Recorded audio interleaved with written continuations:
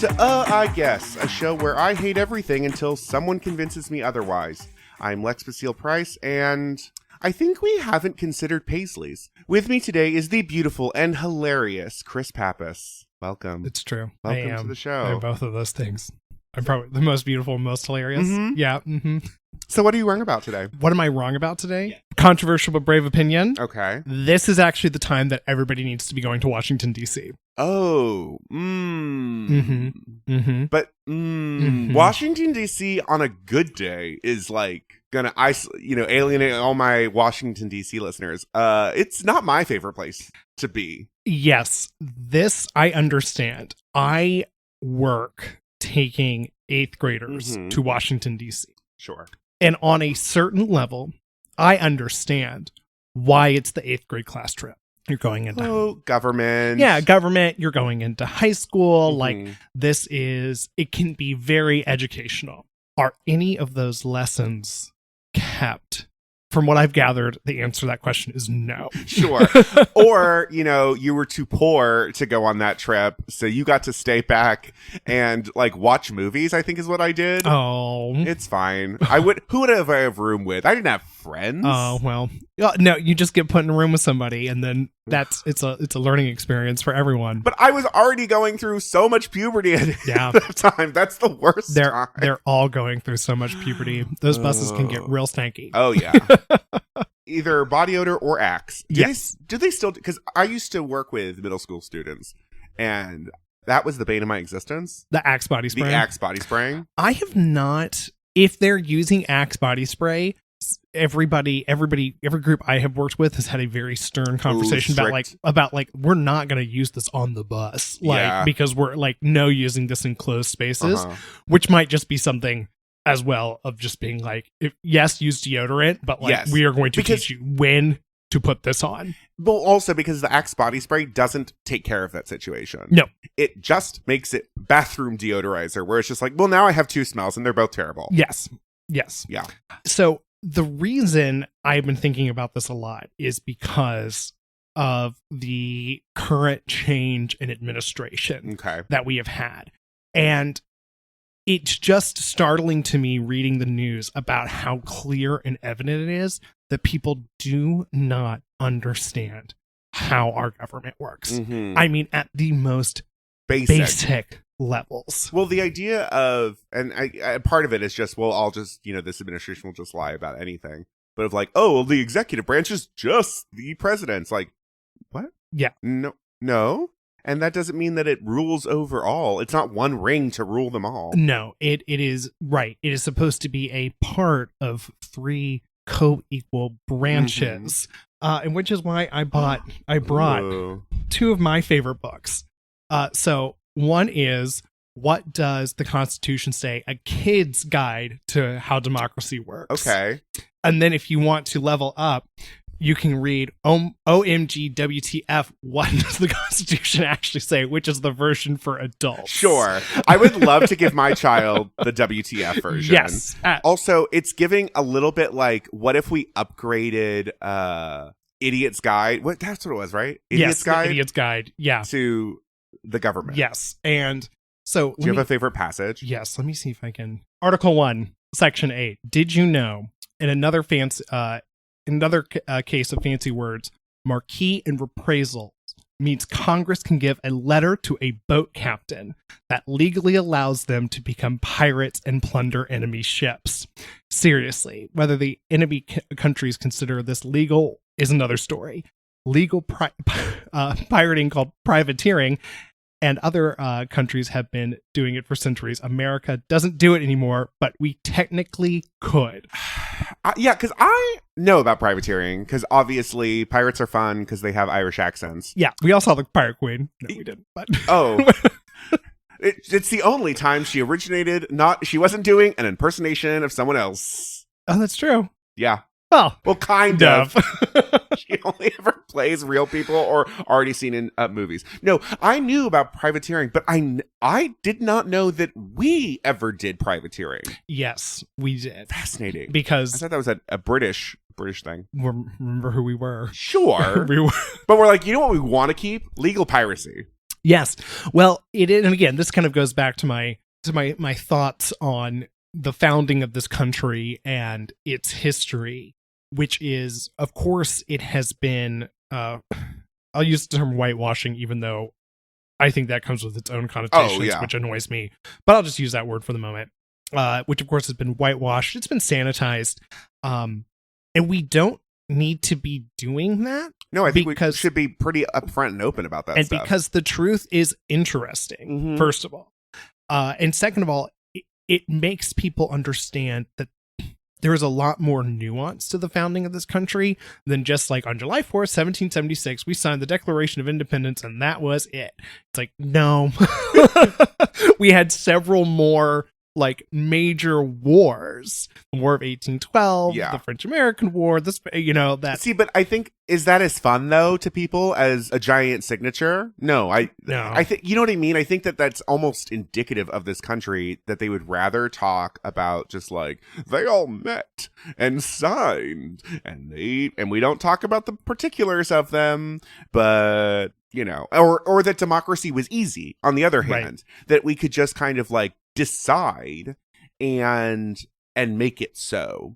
Right. And this experiment, the American experiment, I think when we tell the entire truth about what they were setting up, I think it actually becomes kind of even more spectacular. And we can have a conversation about how, yes, people were left out. Like when it was started, it was literally only just land owning white men. Right. And there's no getting around that. But for these men to sit down in their 20s and 30s and be like, wait a minute, we don't believe that a man in the sky picked one person to rule all of us and that we all just have to obey this. Right. Because Skyman said this. And to look at what they were doing to secularize government in this way was so incredibly dangerous and groundbreaking. And then I don't think nowadays, I feel like we're not giving the founding fathers the credit that they're due because they were not able to do everything everywhere all at once for everybody. Sure. I think, there's both sides of it. There is this kind of deification of them as these like far-seeing, omniscient kind of mythical beings, which is also not helpful. It actually undermines it. Yeah. And then I agree that there were so much that actually was radical that isn't talked about on the other side. Right. Yeah. And, you go into the Capitol, and there is literally a painting of George Washington on the Capitol dome of him being welcomed as a demigod. Right. The Jefferson Memorial is a replica of the Pantheon. Oh, right. From ancient Rome. But that only happened because it was during the middle of World War II, and it was a whole, it's like we're building up, American prosperity. Right. But Washington, D.C. is now, you can go, the Jefferson Memorial, built by FDR, the FDR Memorial is next to the Jefferson Memorial. And then you can take your group over to the Japanese internment memorial as well. So you can talk about all of these things into context. Yeah. Because they were all human. And I think it's so funny to me because I work a lot with people who come into Washington D.C., into New York City from these rural areas, and the way they will talk about cities is so funny to me because I'm like, if I show how is not everyone murdered? Every day. It's like you mean it's just not actively on fire? I'm like, what? How would you react if I showed up to your town and was just like, what a shithole. Jesus Christ. Like, there's nothing to do here. Not everyone's a big farmer with a truck. You all wear shoes? Like, You have coffee? Yeah. What? Yeah. It's like I grew up in Arkansas, so I understand. You have that perspective on it, too. I have that perspective of it. And even growing up in Arkansas and growing up in Little Rock, which is the capital, and leaving the capital, you truly would have thought Little Rock, Arkansas, people were like, oh, that town is too big for me. That city is too big for me. I'm like, our downtown is 15 blocks. I mean, you say that. I grew up in Orange County in California. And the way my immigrant family would treat LA, which was less than an hour away when I moved there, they were like, that's another country. That's so different. And I'm like, we grew up in Southern California. Yeah. What do you mean? It's right there. It's right there. We drove there. Yeah. What are you fucking talking about? Yeah. And it's like, it's so funny because like, I remember this very specifically. There was a school from Butte, Montana that I was working with. It's like 20 kids. Oh, wow. Okay. And when we're in Washington, there's space to kind of like spread out. So like every time we go to a memorial, I'd be like, all right, everybody gather around me. I'm like, everyone take 2 steps closer because I'm like, no, I'm not going to yell. I'm not going to yell. In this incredibly echoey room. Yeah. Or, we're at a monument. Yeah. I just want to tell there's only 20 of you. You'll be able to hear me if I just speak. But, we took them, we'd wrangle them in every time. We get to New York City. We get to Times Square. And when I tell you, those kids were glued to me. I was like, now you all want to hang out. I was like, well, too bad. We got free time. So get the fuck out. I was like, get out. But it's so funny to watch. But I do love having those conversations with the kids, where I'm like, when they say something, they feel something stereotypical, or they say something that's clearly just being parroted from their parents. I'm like, oh yeah, tell me why you feel that. Or tell me why you feel like it's okay to say that. And like, how would you feel if somebody came to where you live and said that? And sometimes the kids are like, that's how I feel about where I live too. I'm like, well, then find a place that makes you happy, boo. Right. Like, is your theory then, if we're putting it back into the context of your initial statement, yes, that Washington D.C. is almost a good, in addition to learning about how the government works, is also a good, like, come here if you have not experienced living in a city. Because there is kind of like a small town, big cityness about Washington, yes, D.C. I agree about that as well. I think it is a great, it's a great place to go because as of right now, we'll see how it goes. So much of it is free to access. And I think that's a thing too, where I'm like, you are paying for this. Yes. It's free access in the sense that it's been paid for by everyone. All these world-class museums, these monuments, you can go and visit your representative. And it is part of your country and your democracy. And that's something that it's like, how we're in such a weird place right now where people are like, I hate America. And I'm like, I hate the people who are in charge. Right. But I don't hate this country. Well, I think if I can add to that too, I think what we're seeing now a little bit of people like, I hate the government or whatever. And it's like, yeah, but when you think of the government, you're thinking only of these like very specific elected officials. Yeah. On either side, right? Yeah. But really, the government is all these other people that are employed. It's the single largest employer of people in this country. Yeah. Now, there are other companies that have or more across the industry, right? But the government itself is a huge employer in all states. Yeah. And people never think about that when they're thinking about government, right? They're thinking about just DC, just the president, just maybe some senators. Yeah. They're not thinking about like the people that have to make government happen. And that's the other thing too, is so much goes into just passing a single bill. And we talk a lot right now about how there's kind of a loneliness epidemic in this country. And I think a big part of that is the fact that people just are not involved in their own communities, or they're so convinced that it's like, I have to have things exactly my way I need to have mine. It's like, what about ours? Like, why don't you see yourself as part of a larger community?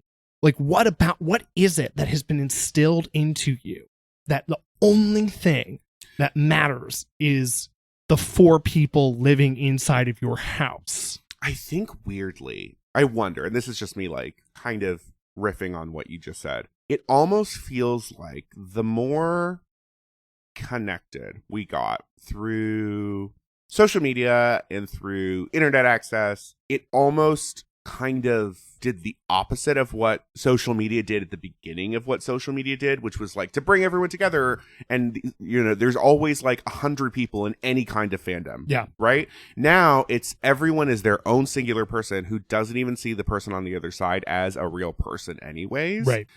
And you're not forced to go outside of that. Right.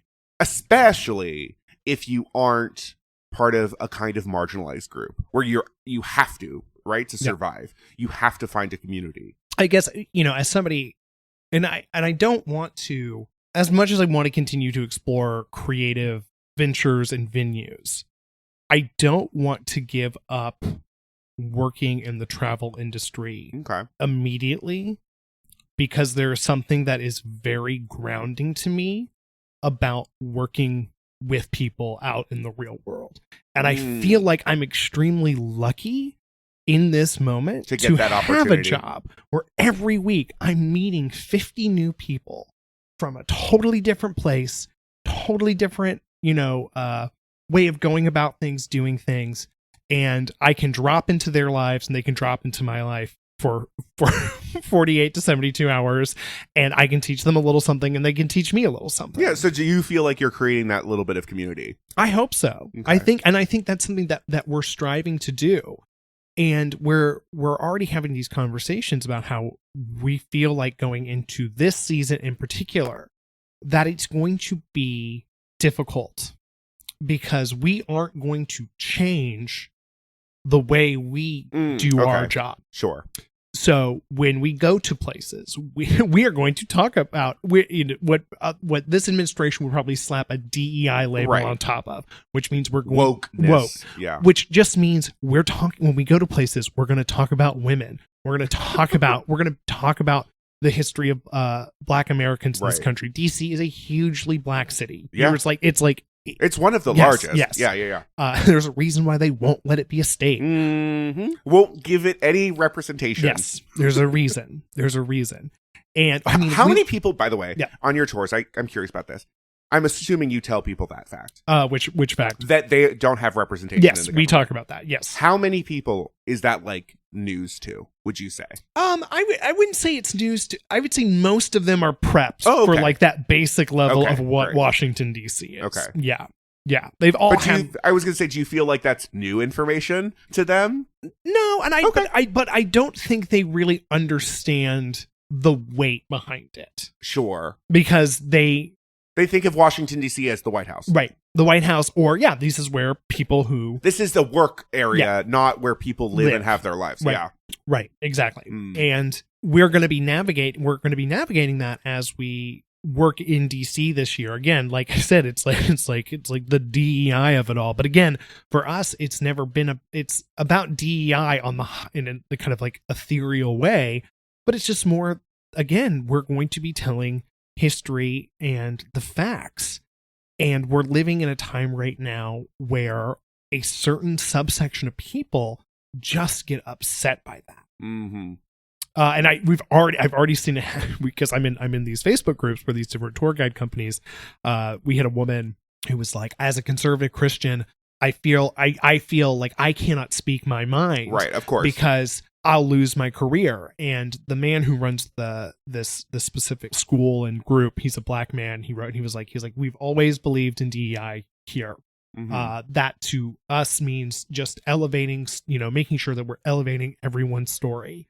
And it's like that different opinions are welcome here. Right. And her response was, well, I guess I'll just have to find somewhere else to be. And he wrote back, he goes, that is literally the opposite of what I just told you. I was like, he literally wrote in his first message, you and your opinions are welcome here. Right. But if you read that and say, I'm not welcome here, then that's your... that says more about you. Right. Than it does that. Right. Yeah. So what you're telling me is this year you're not changing anything, but for next year, for the half bicentennial or whatever, that's when you're going into patriotism. I mean, next year. I'm already. I was going to say that. I feel like you're dreading it. So you're saying go to DC. So what your argument is, go to DC this year. Don't go to Rome this year. It's the Jubilee. No Rome. Do Rome next year when you don't do DC. Yeah, exactly. Great. I mean, I'm already planning I'm already planning my year, which is crazy to think about that I'm basically already planning for 2026. Basically, I'm laying the groundwork to work in New York City as much as possible in 2020. Like, I don't want to be doing tours in DC. No, I can imagine that's going to be pretty heinous. Yeah. But something I would like to do, I've talked to other friends about this, is it's like, it would be really fun to organize trips for adults. And for adults, I mean, God, anybody over the age of 21 to, 50. People out in the workforce, basically. And organize them 8th grade style class trips. Sure. Where it's like, great, we're going to do this again, but now you've got a functioning brain.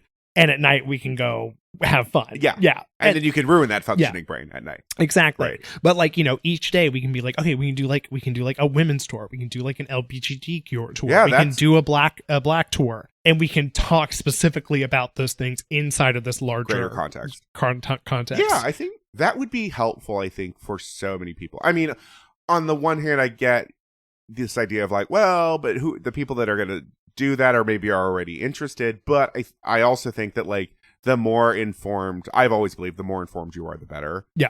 So yeah, I mean, that's, and again, sell it as a fun, so it'd be a fun social thing to do. Yeah. Fuck those adult summer camps or whatever. Oh yeah, no, we're going to DC. We're gonna do it. We're gonna get DC trip. We're all gonna get bucket hats. Make sure you have your. We're going to have lunch at the Pentagon City Mall. It's going to be fantastic. Yeah. You have to share a room. Yes, exactly. It cannot be co-ed. Yeah. Oh, yeah. 4 people in each room. I don't care that we're all adults now. Does not matter. Somebody's sleeping in the bathtub. The one gay kid that has to sleep in the bathtub. The last time I was in D.C., this says a lot. The last time I was in D.C. was the Women's March. Yeah. Different feeling than normal. Yeah. But and I hadn't been before that. I had only been in and out because of I had to stop there for a train and I hadn't spent a lot of time in DC. And I will say it was pretty amazing, even though I was seeing a limited part of it because of the march. It was just this place is cool though. You'll stumble into something and be like, oh, yeah, wouldn't have known this was here. Yeah. And super historic for whatever reason. Yeah. So it's in the summer. In the summer. Don't go. No. I guess that's the other thing too, is I get to work there in March, April, and May. The so nice it's parts. it's the nice part. And then it turns into an absolute swamp. Yeah. And don't think that they just came up with that from whole cloth. Yeah. It's because it literally is a swamp. Yeah.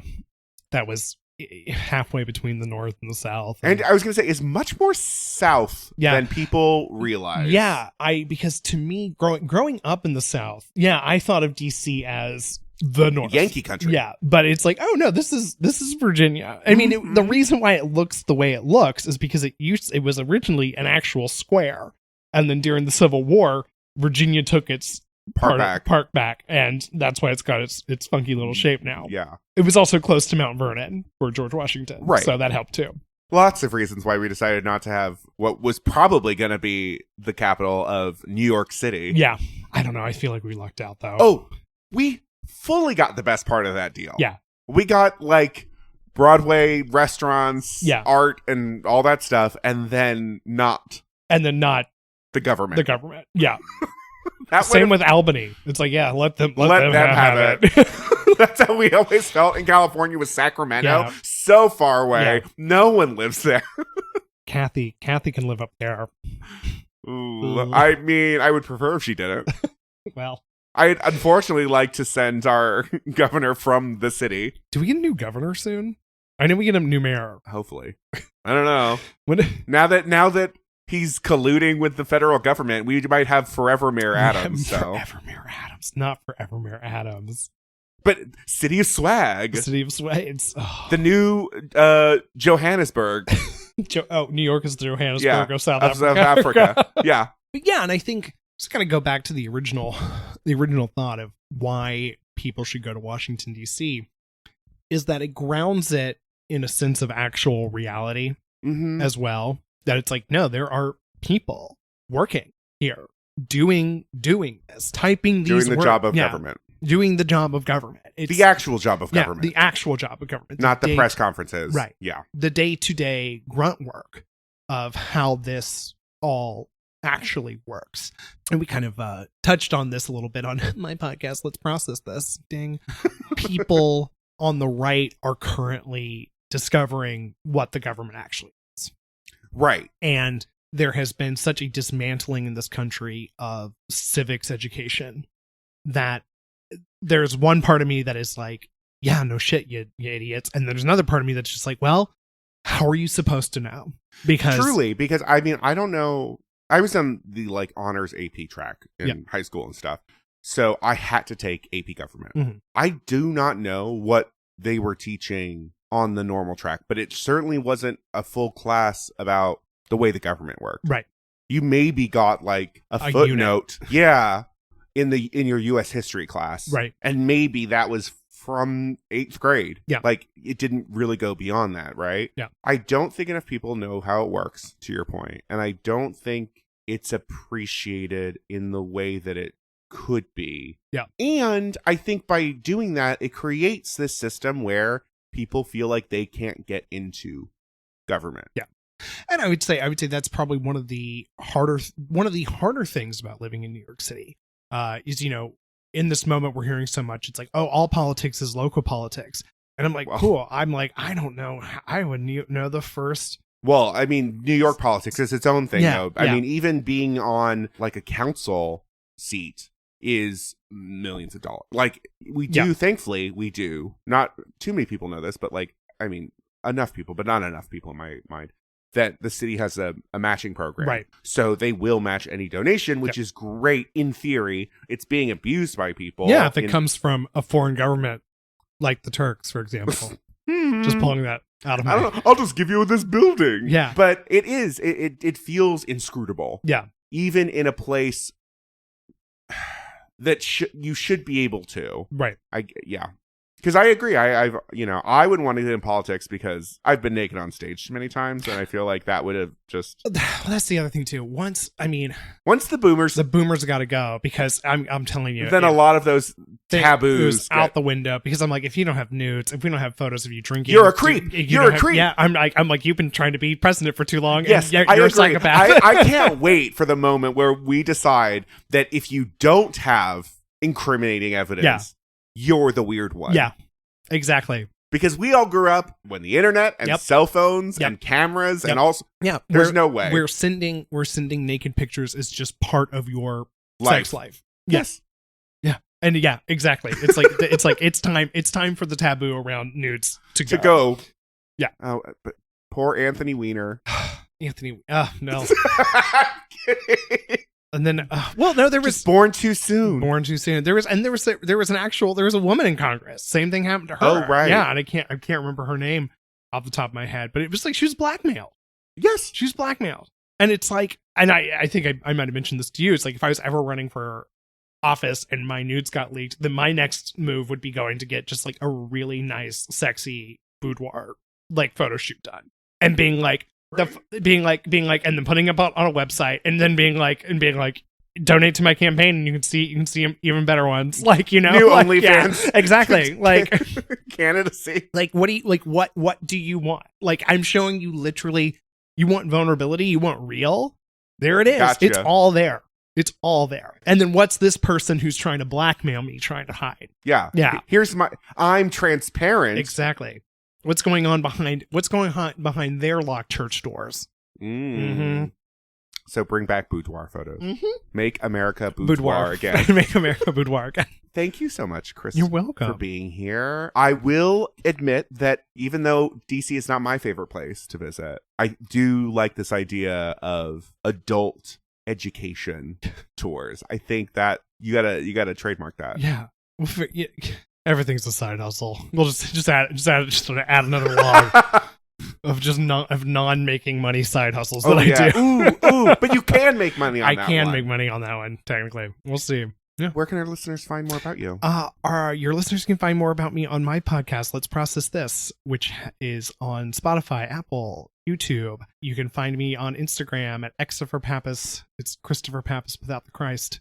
And just the cross that he died on. Yeah, exactly. It'll all be in the show notes. Yeah, of course. It'll all be in the show notes. Well, thank you again for being here. You're welcome. And don't forget to rate, review, and subscribe to this podcast that you're listening to right now into your ears. And leave 5 stars on Spotify. They don't allow reviews, but they do. I will always take a gold star wherever it comes from. Yeah. So join us next time as we once again prove that my opinion is always correct about everything all the time.